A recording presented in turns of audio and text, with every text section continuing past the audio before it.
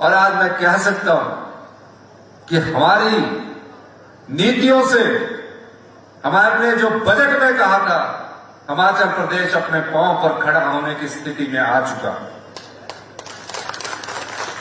और ये कोई दो राय नहीं है। हम अपनी नीतियों में बदलाव करेंगे, हम कड़े फैसले करेंगे।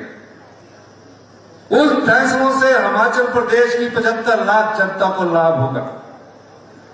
जोगिंद्रनगर की बात करना चाहता हूं। जीवन जी आए, मैंने देश के प्रधानमंत्री से कहा, जीवन जी ने मुझे बताया कि भूभुजोर टनल का निर्माण होना चाहिए।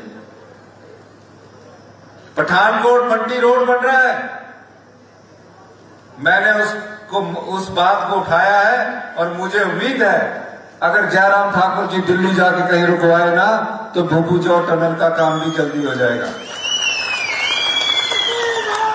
एक और कहना चाहता हूं, 5 साल जयराम जी मुख्यमंत्री रहे, 2 लेन था, मंडी से लेकर पठानकोट में बीच बीच में 2 लेन था। हमारे साथ मीटिंग हुई। ये मत सोचिए कि दिल्ली वाले देते हैं। दिल्ली वालों के पास हमने जब मांग रखी कि ये 2 लेन नहीं होगा, एक जगह 70 की स्पीड हो जाएगी और दूसरी जगह आके फिर स्पीड बड़ी कम हो जाएगी, एक्सीडेंट होंगे। अब ये सारा का सारा हम 4 लेन करवाने की कोशिश कर रहे हैं। जैसे ही 4 लेन होगा, आपके यहां टूरिज्म के नए आयाम स्थापित होंगे। शालन प्रोजेक्ट, हम उसकी लड़ाई लड़ रहे हैं। ऊल को मैंने पैसे दिए, इतने साल से लटका हुआ है।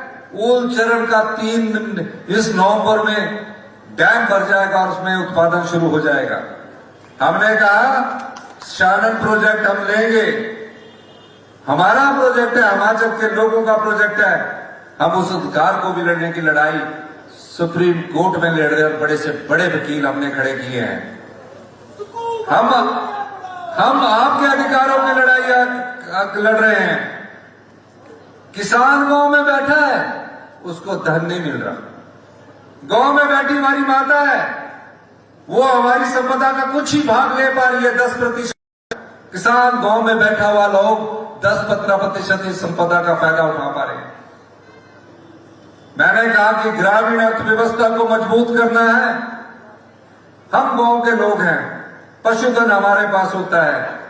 अगर मैं दूध बेचना चाहूं तो मेरा दूध उस मूल्य पर नहीं बिकता। हमने दूध के मूल्य में 45 रुपए किलो गाय का और 55 रुपए किलो भैंस का दूध, अगर जनता उसको बाजार में महंगा बेचती है नहीं तो सरकार खरीदेगी और सरकार उसको खरीद रही है। और हम 45 रुपए के हिसाब से गाय का दूध खरीद रहे हैं और जनता को पैसा बांट रहे हैं। अगर आप गाय के गोबर से पैदा की हुई खेती करेंगे, हम गेहूं 40 रुपए खरीदेंगे और मक्की 30 रुपए खरीदेंगे।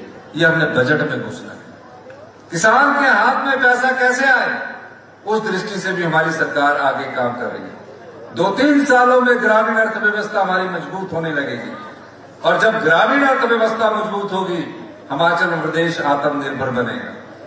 इसीलिए मैं कहता हूं कि 2027 तक हम व्यवस्था परिवर्तन से आत्मनिर्भर हिमाचल की नींव हमने रखी है। 2 बजट हमने रखे। दोनों बजट में हमारी जो नीतियां हैं उसमें फैसले का रिजल्ट आना शुरू हो चुका है।